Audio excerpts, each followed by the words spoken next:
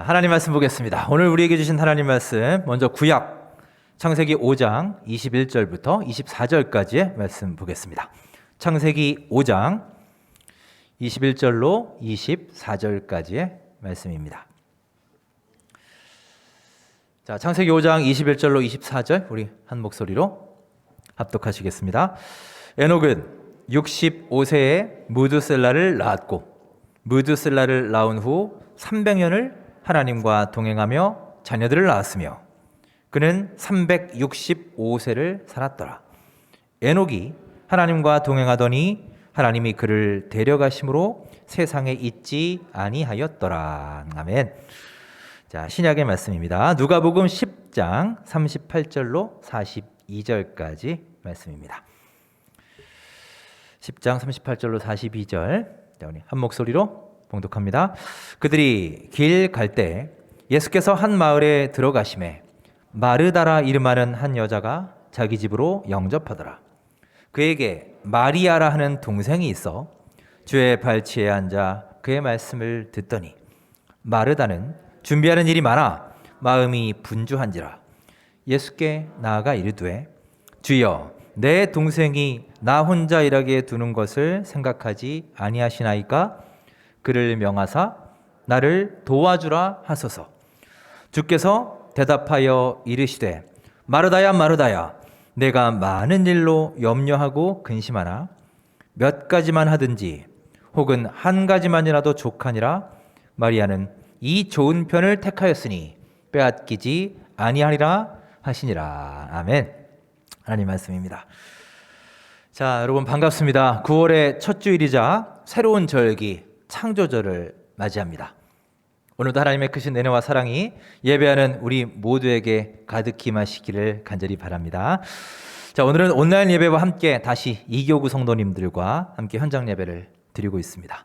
우리 오랜만에 뵙는 분들 많이 계신 것 같네요. 서로 반갑게 인사 나누겠습니다. 반갑습니다. 예, 잘 오셨습니다. 오늘 예배를 통해 은혜 받으시고 또 응욕 간에 강건함의 축복 넘치시기 바랍니다. 예, 오늘도 은혜로운 찬양으로 하나님께 영광 돌리신 우리 두 분 김수님, 오복실 권사님 진심으로 감사를 드립니다. 우리 감사의 박수 한번 보내드릴까요? 예, 감사합니다. 자, 오늘부터 교회력상 새로운 절기 창조절이 시작이 됩니다. 하나님께서는 당신의 뜻에 따라 이 세상을 창조하셨고요. 마지막으로 우리 인간을 만드신 후에 보시기에 심히 좋았더라 말씀하셨습니다. 당연히 하나님은 창조주로서 자신의 피조물과 함께 교제하며 서로 사랑을 나누기를 원하십니다.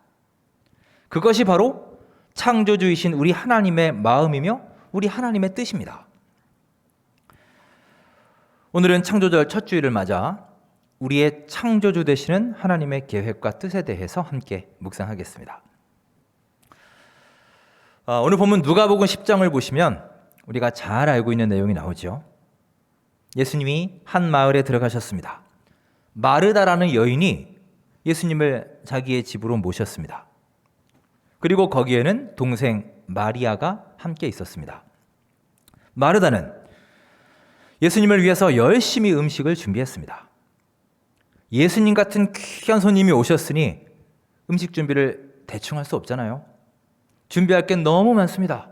너무나 바쁘고 정신이 없었습니다. 그런데 언니가 그렇게 바쁜데도 동생 마리아는 움직이지도 않고 예수님 발 옆에 가만히 앉아서 말씀을 듣고 있었습니다. 그러자 마르다는 마음이 좀 불편했는지 예수님께 말을 합니다. 예수님, 저 혼자 이렇게 일하게 두지 마시고 저를 좀 도와달라고 마리아에게 말해주세요. 인간적으로 마르다의 심정이 충분히 이해가 됩니다. 여러분도 그렇지 않으신가요? 집에 손님이 오셨습니다. 보통 손님도 아니고 귀한 손님입니다. 잘 대접해 드리고 싶지요. 그 마음은 가득한데 동생은 어쩌면 그렇게 하나도 도와주지는 않고 앉아서 말씀만 듣고 있어요. 그러니 얼마나 마리아가 얄밉겠습니까? 저도 이 입장이라면 비슷한 마음일 것 같아요. 자, 그런데 이때 예수님의 반응이 놀랍습니다. 예수님은 마리아에게 빨리 일어나서 너의 언니를 도와줘라 라고 말씀하시지 않고 오히려 그 반대의 말씀을 하고 계십니다. 자, 예수님이 뭐라고 하시는지 우리 42절 말씀을 읽겠습니다. 잘 한번 보십시오. 42절 시작. 몇 가지만 하든지 혹은 한 가지만이라도 족하니라. 마리아는 이 좋은 편을 택하였으니 빼앗기지 아니하리라 하시니라. 아멘. 자, 이 예수님의 말씀에서 마르다에게 가장 충격적인 표현이 무엇일까요? 어떤 말이 마르다를 가장 놀라게 하고 아프게 했을까요? 여러분 이 말씀을 가만히 보십시오. 예수님이 말씀하시기를 마리아는 이 좋은 편을 택하였다라 하십니다. 마리아 얘기를 하세요. 즉 이 말씀은 마리아가 택한 것이 좋은 것이다라는 얘기예요. 이 말씀을 영어 성경으로 보면 더 적나라하게 나옵니다. 뭐라고 하시냐면 Mary has chosen. 마리아가 택했다. 뭘 택했느냐? What is better? 더 좋은 것을 이라고 해요. 이 더자가 하나 더 들어갑니다. 비교예요, 비교. 아예 비교를 하고 계십니다. 마리아가 너보다 더 좋은 것을 택했다 라고 분명히 말씀하십니다. 아니, 일도 안 하고 가만히 앉아있는 마리아가 하루 종일 땀 뻘뻘 흘리고 일한 마르다보다 더 좋은 것을 택했다니. 여러분 예수님의 이 말씀이 이해가 되십니까? 여러분 자칫 이 말씀을 오해하시면요, 교회의 수많은 봉사자들 단체로 시험될 수도 있습니다. 그런데 여러분, 이 말씀의 해석에 있어서 마르다는 열심히 일하는 자, 마리아는 일은 안 하고 예배만 드리는 자, 이런 구도로 오늘 본문을 바라보면 안 됩니다. 그것은 틀린 해석입니다. 요즘 또 대선을 앞두고 정치에서 프레임이란 말 많이 쓰죠. 구도, 프레임 싸움이다. 프레임을 잘 잡아야 된다. 그러는데요. 마찬가지입니다. 이 말씀의 프레임을 잘못 잡으면 엉뚱한 해석에 이를 수 있습니다. 자, 일단 성경에서 확인되는 바는 마르다가 열심히 일합니다. 그런데 그녀의 기분이 어때 보이나요? 자세히는 나오지 않지만 오늘의 분위기를 보면 그리 좋아 보이진 않죠? 뭔가 불만과 짜증이 그녀에게서 느껴집니다. 그러니 예수님께 그렇게 얘기를 했겠죠. 예전에 미국에 있을 때 목회자 세미나에 간 적이 있는데 그날 강사로 신약학 교수님이 오셨습니다. 그리고 바로 이 본문 마리아와 마르다를 주제로 말씀해 주셨는데요. 아주 명쾌하게 이 부분을 설명을 해 주셨습니다. 그 교수님은 이 두 사람의 상태를 하나의 프레임으로 표현해 주셨습니다. 자, 어떤 도식인지 한번 보실까요? 그림을 보시죠. 저기 그림을 보시면 그날의 분위기를 대략 보여주는 그림입니다. 예수님, 마리아, 마르다가 있죠. 예수님의 발 옆에 마리아가 있고 저쪽 뒤에서 마르다가 열심히 준비하고 있습니다. 자, 왼쪽에 글자가 써 있습니다. 먼저 위에 노란 글씨를 보시면 For God, but not with God. 자, 하나님을 위해서 뭔가 일을 합니다. 하지만 but not with God. 주님과 함께 시간을 보내지는 않는 사람. 자, 이게 누구일까요? 마르다죠. 자, 그 다음 아래에 흰 글씨를 보시면 For God, after being with God. 먼저 하나님과 시간을 보내고 그 다음에 그 교제의 기쁨과 은혜를 가지고 For God, 주님을 위해 일하는 사람이란 것입니다. 이게 바로 마리아라는 것입니다. 이런 구도로 이 본문을 봐야 한다는 거예요. 단지 일한 자, 일 안 한 자가 아니라는 것입니다. 혹시 어떤 분은 이렇게 말할 수 있을 겁니다. 마리아는요, 일을 전혀 안 했는데요. 성경에 일했다는 얘기가 없는데요. 네, 그렇습니다. 물론 마리아가 그날 무슨 일을 했는지는 성경에 자세히 나오지 않아요. 하지만 우리는 상황으로 유추해 볼 수 있죠. 자, 여러분 우리 집에 손님을 모신다고 생각해 보십시오. 그러면 손님을 맞이할 때 준비가 음식 준비만 하면 되는 게 아니지 않습니까? 얼마나 준비할 게 많나요? 자, 가령 미리 집도 좀 치우고 청소도 해야 될 것이고 음식 재료도 미리 준비해 놔야 되겠죠. 또 당시에 유대인의 풍습에 의하면 집에 손님이 오면 가장 먼저 해야 될 일이 있습니다. 이거는 성경에 나오는 얘기입니다. 바로 발 씻을 물을 내오는 것입니다. 누군가 반드시 해야 되는 일이에요. 이게 풍습이자 예의였습니다. 그러니 그것도 중요한 일이죠. 자, 식사 준비라는 것도 꼭 그 시간에 요리를 하는 것만이 일이 아니지 않습니까? 먹기 전에 상도 차려야 할 것이고, 먹고 난 다음에 설거지도 해야 되고 뒷정리도 해야 될 것입니다. 할 일이 엄청나게 많습니다. 자, 그러면 그 일들 다 누가 했을까요? 성경에 구체적으로 나오지는 않지만 그래도 여러분 그냥 상식적으로 언니가 그렇게 음식을 열심히 했으면 뒷정리는 마리아가 했든지 아니면 최소한 같이는 하지 않았을까요? 어떠세요, 여러분? 여러분도 언니 있으신 분 계시죠? 또 여동생 있으신 분 계시죠? 이게 보통의 정상적인 자매 관계라면 그렇지 않겠습니까? 그러니 성경에 기록이 되지 않았을 뿐이지 마리아가 아무 일도 하지 않은 것은 아닙니다. 자, 중요한 것은 이겁니다. 그렇게 식사를 다 마친 다음에 설거지를 하고 뒷정리를 하는, 일하고 있는 마리아의 마음이 어땠을까요? 이제 진짜 하기 싫은 건 해야 되는구나. 짜증내면서 억지로 했을까요? 제 생각에는요, 아마 마리아는 진짜 기쁜 마음으로 일했을 것입니다. 왜냐? 예수님이 우리의 집에 오셔서 귀한 말씀을 전해주셨어요. 그 말씀을 내가 들었습니다. 마음의 은혜와 기쁨이 충만합니다. 그러니 즐거운 마음으로 기꺼이 일할 수 있지 않았을까요? 에너지가 충만하기 때문이에요. 따라서 여러분, 이 두 사람의 차이는 단지 일하는 자와 일하지 않는 자의 문제가 아닙니다. 즉, 마르다는 주님을 위해서 일만 하다가 지친 사람이고요. 마리아는 하나님과 함께 교제함을 통해 은혜와 기쁨이 충만하여 그 힘과 그 에너지로 일한 사람입니다. 그런데 놀라운 것은 예수님은 for God, 주님을 위해서 일하는 자보다 with God, 주님과 함께 거하고 주님과 함께 시간을 보내는 자를 더 기뻐하셨다는 사실입니다. 이게 주님의 마음이라는 거예요. 여러분, 이 말씀처럼 하나님이 진정으로 여러분과 저에게 원하시는 것은 바로 우리가 하나님과 함께 교제하는 것입니다. 말씀으로 하나님을 만나고 기도로 하나님과 소통하며 찬양으로 나의 기쁨을 표현하는 것임을 기억하시기 바랍니다.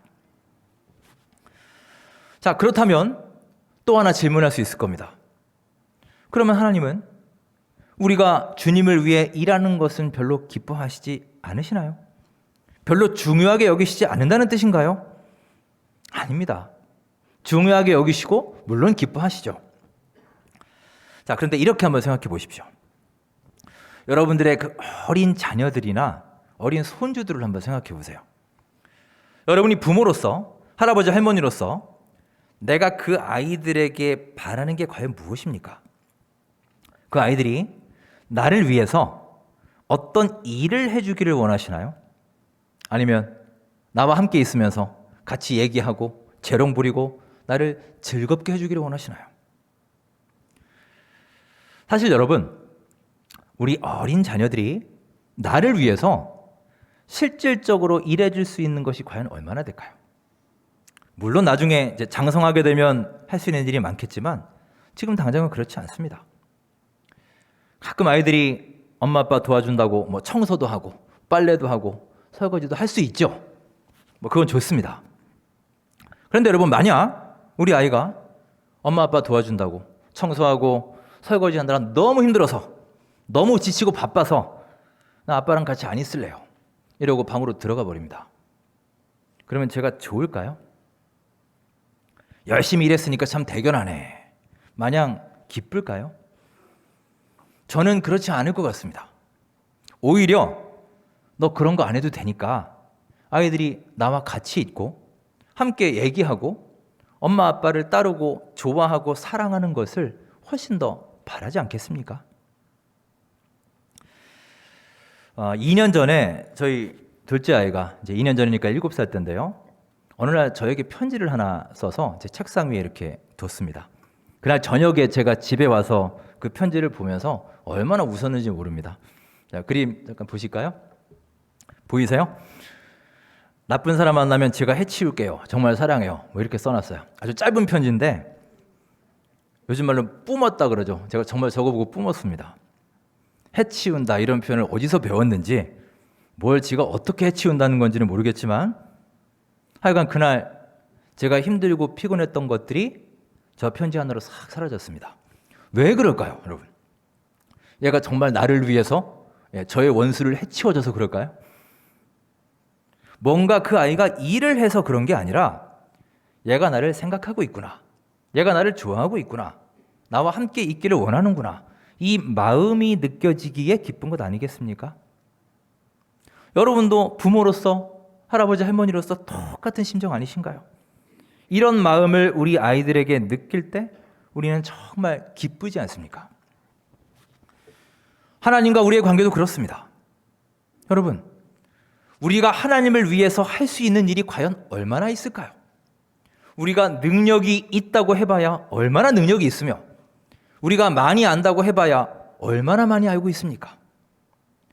하나님은 이 천지 만물을 지으신 분입니다. 창조주이세요. 세상의 모든 것들이 하나님 뜻에 따라 하나님의 원리에 따라 이루어지고 부족한 것이 없으신 분인데 우리가 그분을 위해 무슨 그렇게 대단한 일을 할 수 있단 말입니까? 그러니 여러분, 하나님은 우리가 일하기 때문에 기뻐하시는 것이 아닙니다. 하나님은 여러분과 제가 그분과 함께 있기를 원하시고 그분을 진정으로 사랑하기 원하시며 찬양하고 기도하고 예배함을 사모하고 주님과 함께 이 시간도 소통하기를 간절히 원하시고 계심을 믿으시기 바랍니다.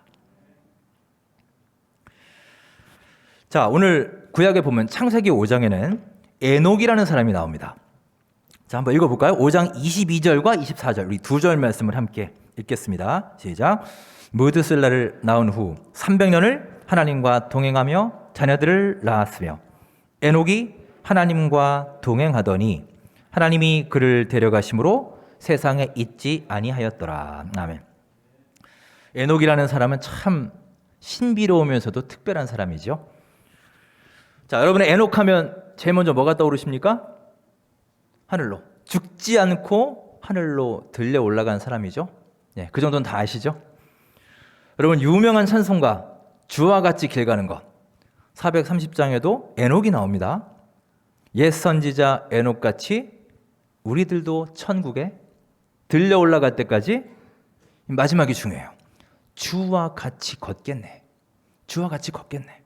이게 에녹에 대한 가장 대표적인 내용이며 특징이에요. 주와 같이 걷는 자. 자, 지금 읽은 두 절을 보시면 공통적으로 나오는 표현이 있습니다. 하나님과 동행했다라는 거예요. 하나님과 동행했다. 사실 에녹은 성경에 그리 많이 나오는 사람이 아닙니다. 그리고 냉정하게 말하면 그가 하나님을 위해서 무슨 특별하고 대단한 일을 했다? 즉 앞서 말한 for God, 하나님을 위해서 뭘 했다에 대한 말은 하나도 나오지 않습니다. 다만 그에게는 아주 특별한 점이 하나 있었는데 그것은 바로 with God이에요. 하나님과 함께, 하나님과 동행하는 것입니다. 본문에 의하면 그는 65세 때부터 하나님과 동행해서 300년 동안 계속해서 하나님과 동행했음을 알 수 있습니다. 아주 특별한 사람이죠. 여러분, 내가 누군가와 동행한다, 내가 누군가와 함께 한다는 것은요, 여러분에게 어떤 뜻인가요? 여러분은 주로 누구와 함께 있으십니까?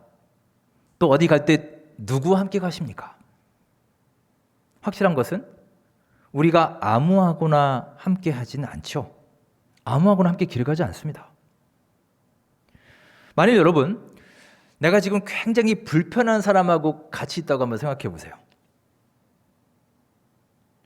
같이 있기 싫은 사람, 아주 불편한 사람하고는 같이 있든지 같이 어디를 가든지 간에 한 10분, 20분만 같이 있어도 굉장히 힘들 거예요.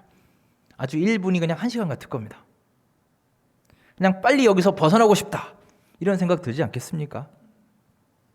그런데 이렇게 오랜 시간을, 300년을 주님과 함께 동행했다.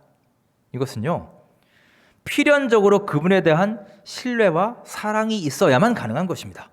그가 하나님을 좋아해야만 가능한 일이에요. 즉, 에녹이 하나님과 동행했다는 것은요, 그가 하나님을 진정으로 사랑했음을 보여주는 증거가 되는 것입니다. 그리고 하나님은 에녹의 바로 이런 모습, with God의 모습, 하나님과 함께 동행하는 삶을 너무나 기뻐해 주셨습니다. 그래서 그를 결국 죽음을 보지 않고 하늘로 데려가신 거예요. 그런 축복을 받은 사람이 되었습니다. 여러분, 에녹처럼 하루하루를 우리 하나님을 사랑하시고 주님과 함께 대화하고 소통을 이루어서 하나님을 진정 기쁘시게 하며 크신 하나님의 사랑을 받고 누리는 주님의 귀한 아들, 딸 될 수 있기를 주님의 이름으로 축원합니다. 이전 교회에서도 그렇지만 가끔씩 저에게 교인들이 하소연하실 때가 있습니다. 요즘 너무 힘들어요. 교회 봉사하는 것도 너무 힘들고 지칩니다. 직장 일도 너무 힘들고 신경 쓸 때가 많아요. 교회를 하면서 은혜는 되지 않고 자꾸 시험들 일만 생기네요. 요즘에 너무 바쁘고 포화 상태라 기쁜 마음으로 봉사하기가 어렵습니다. 주로 이제 이런 내용입니다. 요즘은 우리가 코로나 때문에 봉사할 기회조차 많지 않지만 그 전에라도 한번 생각해 보십시오. 여러분 중에도 주님의 일을 감당하며 마음속에 기쁨이 없고 지치고 짜증나고 계속 불평, 불만이 쌓일 때가 있지 않으시던가요? 우리가 하나님과의 친밀한 교제의 시간을 충분히 갖지 못한 채 일만 열심히 할 때 나타나는 특징이 바로 이겁니다. 일하면서 계속해서 나도 모르게 짜증내고 불평이 입에 배게 되죠. 나는 잘 몰라요. 그런데 어느 순간 그게 습관이 되었습니다. 주님의 일을 하면서 내 안에 은혜가 충만하고 기쁨이 충만해야 될 텐데 짜증이 가득하고 불평이 충만하다면 여러분, 이것은 아주 심각한 문제가 아니겠습니까? 그것은 그분에게도 문제고 교회에게도 좋지 않아요. 저는 그래서 그런 분들께는 솔직히 말씀드리는 편입니다. 물론 대화를 좀 해봐야 되겠지만 이런 정도의 상황이라면, 이 정도 힘든 상황이라면 저는 대부분 좀 쉬시는 게 좋겠다고 권면합니다. 왜냐하면 지금 이 성도님은 일할 때가 아니라 하나님과 교제할 때이기 때문이에요.